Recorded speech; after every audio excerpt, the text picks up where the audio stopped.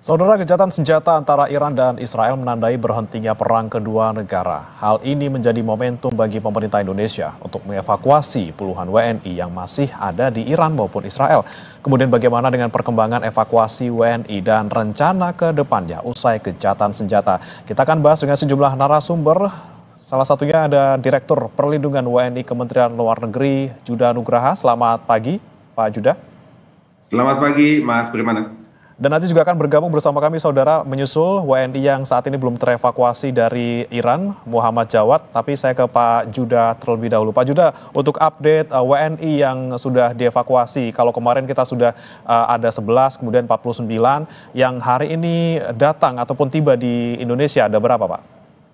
Ya, dapat kami update bahwa sejak KBRI Tehran melakukan evakuasi jalan darat melalui Astara di perbatasan dan kemudian menuju ke Baku, Azerbaijan, total ada 60 warga negara kita yang sudah ada di Baku sudah kembali ke Indonesia secara bertahap pada tanggal hari Selasa 11, kemudian kemarin ada 49 sehingga total ada 60. Jadi dari 60 tersebut 59 adalah warga negara Indonesia dan satu warga negara Iran, pasangan dari warga negara Indonesia.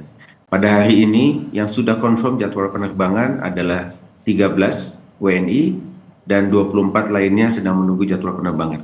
Karena mereka memang menggunakan jalur penerbangan melalui Doha yang sebagaimana kita ketahui pada saat Iran melakukan serangan ke pangkalan militer Amerika yang ada di Qatar, terjadi penutupan wilayah udara di wilayah Timur Tengah dan kemudian mengganggu jadwal penerbangan. Saat ini kami sudah mendapat informasi bahwa Bandara Hamad di Doha sudah fully operasional, hanya mereka masih menata jalur-jalur penerbangan. Sehingga kita tunggu, mudah-mudahan untuk yang 24 bisa segera mendapatkan jadwal pepulangan ke Indonesia. Oke, berarti yang 24 yang belum dapat jadwal penerbangan ini masih menunggu di Baku, seperti itu Pak ya? Ya, masih menunggu di Baku, mereka dalam kondisi aman ya, dan kemudian sudah ditangani oleh KBRI Baku sejak awal pada saat ketibaan mereka tanggal 20. Oke, baik. Ini kan 97 di tahap pertama, Pak Judah. Tentunya masih ada tahapan kedua ataupun tahapan gelombang evakuasi yang kedua. Ini kapan akan dibuka untuk para WNI ini, Pak?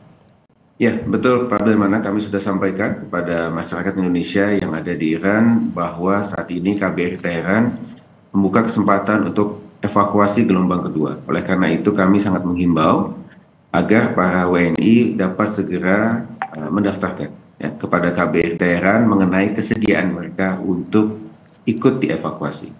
Oke. Kami memonitor, memang sudah ada pembahasan mengenai gencatan senjata, namun dapat kami sampaikan bahwa hingga saat ini KBRI Tehran masih menetapkan status siaga 1. Jadi kami membuka kesempatan dan silakan bagi WNI kita yang ingin dievakuasi kiranya bisa segera mendaftar di KBRI. Oke, tapi sebenarnya prioritas dari pemerintah sendiri, Pak Judah, di tengah gencatan senjata yang sudah disepakati kedua negara dengan kondisi yang mungkin relatif lebih kondusif, ini justru menjadi kesempatan bagi kita untuk bisa menyelamatkan WNI dengan lebih lancar dan aman, atau justru ketika sudah eskalasinya turun, ini banyak WNI yang justru, oh ya sudah karena sudah aman, kemudian mereka memilih untuk menetap. Seperti apa, Pak? Ya. Sebagaimana tadi kami sampaikan, pembahasan gencatan senjata ini sudah dilakukan, namun hingga saat ini kami masih melihat bahwa potensi eskalasi masih dapat terjadi. Tentu kita tidak harapkan, namun ketika status siaga 1 masih diterapkan oleh KBRI Tehran, kami melihat bahwa potensi ancaman itu tetap ada, dan oleh karena itu kita menghimbau warga negara kita untuk dapat ikut evakuasi. Nanti kalau sudah aman, ya silakan nanti kembali lagi ke Iran. Namun saat ini tentu akan sangat kita harapkan mereka aktif untuk bisa melakukan pendaftaran evakuasi. Ya. Kami sudah melakukan town hall meeting secara virtual kepada para WNI kita yang masih ada di sana, dan kemudian kita harapkan mereka bisa mengikuti langkah-langkah yang sudah ditetapkan oleh KBRI Tehran. Oke, sejauh ini dari komunikasi pihak Kemlu dengan para WNI yang masih di sana, ini bagaimana Pak? Apakah memang sama seperti beberapa hari sebelumnya, di mana masih ada 200 lebih dari mereka yang memilih untuk tetap di sana dan tidak ingin dievakuasi? Ya, sebagai contoh misalkan mayoritas warga negara kita bertempat tinggal di kota Qom. Ini adalah pelajar dan mahasiswa memang ya sebelumnya sangat jarang menerima serangan dari Israel. Namun sekali lagi dalam konteks konflik bersenjata seperti ini, segala macam kemungkinan yang terburuk dapat terjadi. Sebagai contoh, pada saat Amerika melakukan serangan kepada instalasi nuklir yang ada di Fordo, Fordo ini jaraknya 47 km dari kota Qom. Nah, walaupun kami juga sudah mendapat informasi tidak ada radiasi nuklir ya dari dampak serangan tersebut ya, namun tetap potensi itu kan ada. Ya, sebaiknya memang ikuti langkah-langkah yang sudah ditetapkan oleh KBRI Teheran, jangan menunggu sampai last minute. Ya, ketika situasi nanti sudah sangat chaotic dan sangat berbahaya, kami dapat sampaikan bahwa kemampuan KBRI Teheran untuk dapat membantu proses penyelamatan itu akan sangat-sangat terbatas. Kemudian bagaimana upaya dari Kemlu sendiri, Pak Judah? Kalau misalnya memang mereka tetap kekeh gitu ya, tidak ingin dievakuasi, apa upaya-upaya yang dilakukan, persuasinya? Kemudian bagaimana kemudian meyakinkan mereka untuk bisa kembali ke Indonesia terlebih dahulu sampai semuanya aman di Iran? Ya, yang pasti KBRI Teheran hingga saat ini masih fully operasional. Dan kita terus menjaga komunikasi dengan para WNI kita yang ada di sana. Sekali lagi, sesuai dengan peraturan perundang-undangan, memang sudah menjadi kewajiban negara untuk melakukan langkah-langkah evakuasi warga negara di situasi yang berbahaya. Namun evakuasi itu sendiri sifatnya voluntary. Kami di pemerintah tidak dapat memaksa WNI kita untuk ikut evakuasi.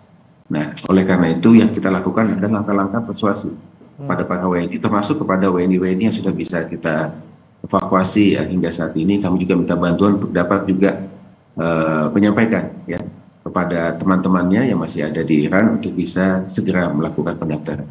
Oke, kalau misalnya nih Pak, memang betul mereka ini tidak ingin dievakuasi dengan cara apapun, sudah dipersuasi, kemudian tetap menolak untuk dievakuasi karena mungkin punya pertimbangan-pertimbangan tertentu. Apa yang bisa dilakukan oleh pemerintah kita untuk memastikan keselamatan mereka? Misalnya menyediakan tempat aman ataupun menyiapkan evakuasi ke tempat-tempat yang lebih kondusif, misalnya di negara-negara sekitar Iran, Pak. Ya, sebagaimana tadi kami sampaikan, ya, ketika situasinya sudah sangat berbahaya, ya, kami tidak bisa atau tidak dapat memberikan false hope ya, bahwa kita dapat menyelamatkan mereka dalam kondisi atau keadaan seperti itu. Kemampuan KBRI Teheran akan sangat terbatas. Nah, oleh karena itu, sekali lagi, memang ini pilihan ya, dari setiap warga negara kita yang ada di sana, namun yang perlu dipahami adalah pilihan tersebut mengandung resiko. Ketika mereka memilih untuk tetap tinggal di Teheran, ada resiko yang harus diperhitungkan. Baik, ada terakhir nih Pak, kemudian kalau misalnya kita bicara situasi sekarang ini eskalasinya sedang menurun, kemudian kalau misalnya ketika nanti amit-amit ada eskalasi yang meningkat, apakah ada kemungkinan dari pemerintah kita untuk mewajibkan evakuasi? Jadi bukan hanya bersifat voluntary lagi, Pak? Dalam konteks tersebut kan kita merujuk kepada peraturan perundang-undangan. Memang peraturan perundang-undangan tidak mewajibkan, karena pilihan itu ada di masing-masing individu. Yang diatur adalah kewajiban bagi negara, bagi pemerintah untuk melakukan proses evakuasi. Ya, tidak ada rujukan bahwa kita bisa memaksa, karena kalau memaksa itu kan berarti kalau tidak ikut ada sanksinya seperti itu. Nah, aturan perundang-undangan kita tidak mengatur seperti itu. Jadi sekali lagi tentu pilihan ada di masing-masing individu. Kita pastikan bahwa negara siap untuk membantu, ya, namun kami juga perlu menyampaikan kondisi senyatanya. Kami tidak ingin memberikan, seperti kami sampaikan, false hope bahwa dalam kondisi apapun, dalam situasi apapun, KBRI mampu untuk menyelamatkan mereka. Tidak that case ya, bahwa kemampuan KBRI ketika situasi sudah sangat berbahaya itu sangat-sangat terbatas. Dan kami dapat sampaikan ya, sampaikan bahwa dalam situasi yang sangat-sangat berbahaya, kami juga punya kewajiban untuk melakukan pelindungan kepada personil dari KBRI. Ya, dalam beberapa kasus evakuasi sebelumnya, kita pun akhirnya memindahkan personil dari KBRI karena mereka sudah sangat berbahaya bagi mereka untuk tetap bertahan di sana. Nah, itu yang perlu dipertimbangkan oleh warga negara kita. Baik, tentunya kita harapkan semoga eskalasi ini terus menurun dan juga tidak terjadi gejolak lagi, dan semoga juga ini bisa dimanfaatkan oleh pemerintah sebaik-baiknya untuk bisa mengevakuasi warga negara Indonesia dari sana. Terima kasih Pak Judah Nugraha, Direktur Pelindungan WNI Kemenlu, sudah bergabung bersama kami di Sapa Indonesia Pagi.